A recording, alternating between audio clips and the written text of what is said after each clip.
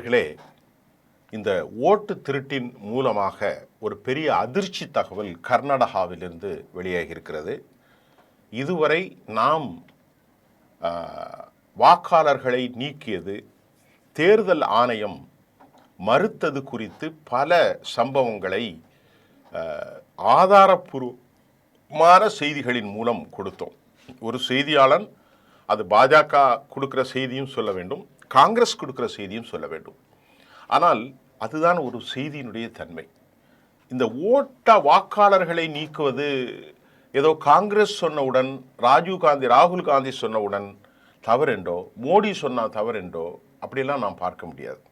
அந்த அடிப்படையில் 2023 சட்டமன்ற தேர்தலில் பலாயிரக்கணக்கான வாக்காளர்களை நீக்கப்பட்டார்கள் என பெரும் பூகம்பத்தை, பெரிய ஒரு பாம் போடப்பட்டிருக்கிறது. இது ஹைட்ரஜன் வெடிகுண்டு என்றுதான் சொல்ல வேண்டும். அந்த அளவிற்கு மிக மோசமான ஒரு சம்பவம் 2023ஆம் ஆண்டு கர்நாடக சட்டமன்ற தேர்தல் நடந்திருக்கிறது. இதை நான் சொல்லலை, ஹிந்து நாளிதழ் ஆய்வு செஞ்சுருக்கிறாங்க.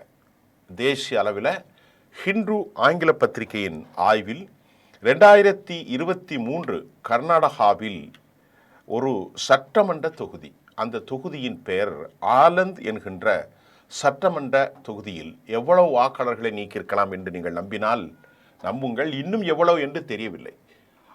2023 கர்நாடக சட்டமன்ற தொகுதியில், ஆலந்த் சட்டமன்ற தொகுதியில் 6018 வாக்காளர்கள் நீக்கப்பட்டிருப்பதாகவும் செய்திகள் வந்திருக்கிறது. அதை எப்படி நீக்கியிருக்கிறார்கள் என்ற செய்தியும் அவர்கள் கொடுத்திருக்கிறார்கள். ஃபார்ம் 7 மூலமாக விண்ணப்பங்கள் விண்ணப்பத்திருக்கிறார்கள். உடனடியாக அதை ஏற்றுக்கொண்ட தேர்தல் கமிஷன் உடனடியாக அவர்களை நீக்கியிருக்கிறது. ஒரு பெரும் அதிர்ச்சி தகவலாக தற்போது ஹிந்து ஆங்கில நாளிதழுடைய ஆய்வில் வெளியாகி இருக்கிறது. அதாவது 6018 வாக்காளர்கள் என்றால் கொஞ்சம் சிந்தனை செய்து பாருங்க. ஒரு சட்டமன்ற தேர்தலில் 313, 123, 55, 1000, 2000 ஏராளமானவர்கள் வெற்றி பெற்றிருக்கிறார்கள். இங்கே இல்லை, பீகாரில்.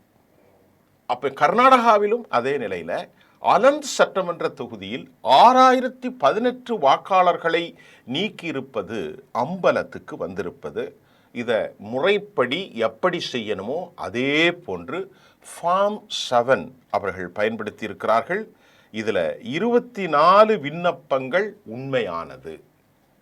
இதில் 6018ன்னா அப்போ அதுக்கு 6018 விண்ணப்பம் வந்திருக்கணும்ல.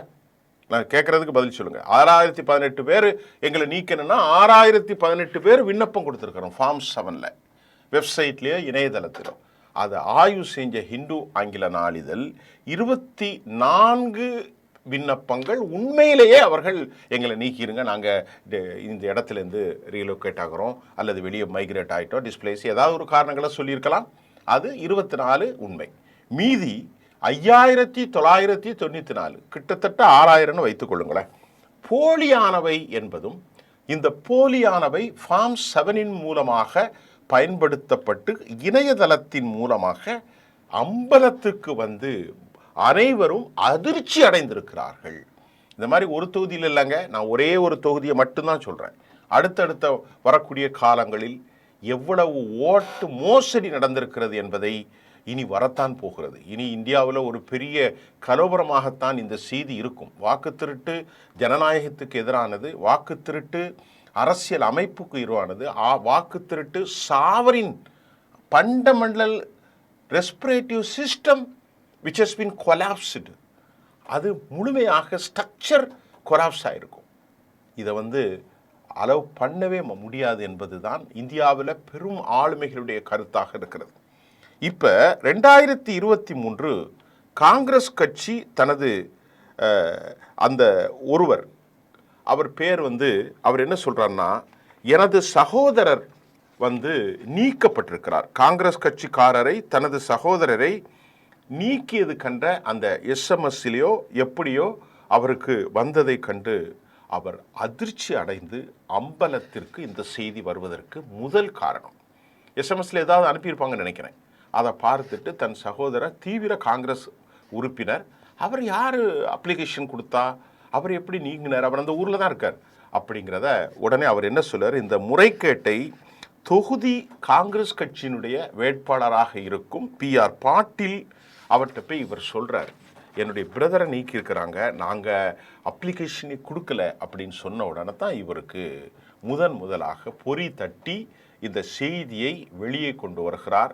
இந்த திட்டமிட்ட மோசடி என்று காங்கிரஸ் கட்சி ஆட்சிக்கு வந்த பிறகு CID விசாரணைக்கு உத்தரவிடுறாங்க.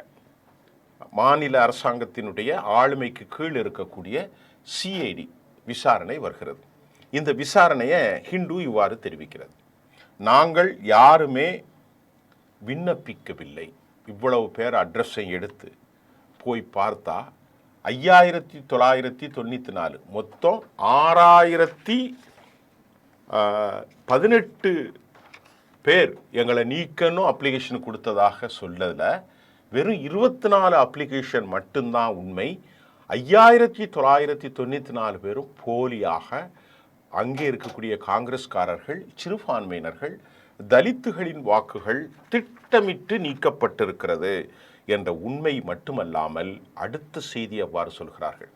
இது ஒரு தனிநபர் அல்லங்க, எவ்வளவு பெரிய வருத்தம் பாருங்க. குடும்பமாக பலர் நீக்கப்பட்ட பின்னணி ஆதாரம் இருப்பதாகவும், இந்த நீக்குதலுக்கு விண்ணப்பித்த எனக்கு எனது மொபைல் எண் சம்பந்தப்பட்டது எதுவும் வழங்கப்படவில்லை என்ற செய்திகளும் வந்திருக்கிறது. சம்பந்தப்பட்டவர்கள் விண்ணப்பிக்கவில்லை, ஆனால் சம்பந்தப்பட்டவர்கள் விண்ணப்பித்ததை போன்று ஃபார்ம் 7 வேறு வேறு பெயர்களில் அப்ளிகன்ட் பண்ணியிருக்கிறாங்க. இப்போ நான் இருக்கிறேன் என்றால் எனதை நீக்க வேண்டும் நான் கொள்ளவில்லை, ஆனால் எனக்காக வேறு ஒருவர் பெயரை போட்டு வேறு ஒரு மொபைல் எண்ணை சம்பந்தம் இல்லாமல் அதில் பதிவு செய்து அந்த அவர்கள் அந்த புரோட்டோகாலை அப்படி ஃபார்ம் பண்ணியிருக்காங்க. சும்மா வந்து என்ன பாருங்க அப்ளிகேஷன் கொடுத்துருக்குறாங்க, அவன் நம்பர் இருக்கு அப்படின்னு சொல்லி தேர்தல் கமிஷன் மெதுவாக, தேர்தல் கமிஷனுடைய மோசடி தான் இது, இல்லைன்னு சொல்ல முடியாது. ஆகவே எலெக்ஷன் கமிஷன் இதை எப்படி வந்துச்சு அப்படின்னு ஹிந்து சொல்கிறது. NVSP வெப்சைட் அது இதற்காகவே அவர்கள் உருவாக்கி வைத்தது. அது பொதுவானதான், யார் வேணாலும் அந்த வெப்சைட்டில் பண்ணலாம்.